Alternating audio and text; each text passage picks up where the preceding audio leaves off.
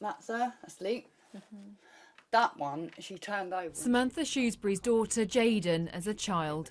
She was still only a teenager when she was brutally murdered by her boyfriend after telling him she was pregnant. Ben Blakely was a serial abuser who developed a strong and controlling hold over Jayden. He strangled her before burying her body in his uncle's grave in 2013. Her mother says their calls for help were ignored. I do believe she could have been helped if people believed that she wasn't a naughty kid and I wasn't an irate mum with a wayward child. Yeah, that was on benefits that didn't deserve to be looked at or listened to. As a way of coping, Samantha focuses her energy on fighting for more protection for other women in abusive relationships. Welcome to our Home Affairs inquiry into domestic abuse. She's closely following the upcoming parliamentary bill on domestic violence, which aims to tackle the so-called hidden crime. We know that 2 women a week are killed by a partner or an ex.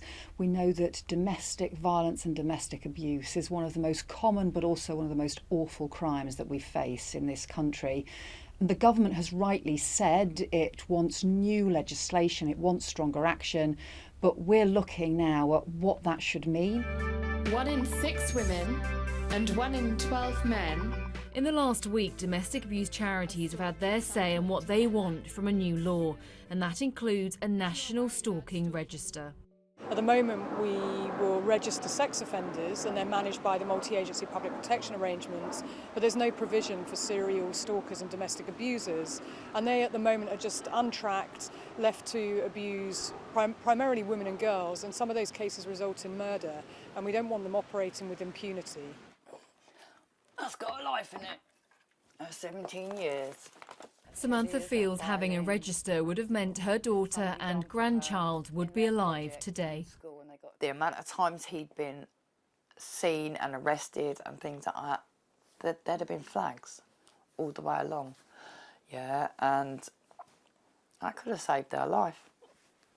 Samantha says she'll continue to campaign so other vulnerable women and girls can be saved and get help when they need it the most. Charlotte Lomas, Sky News.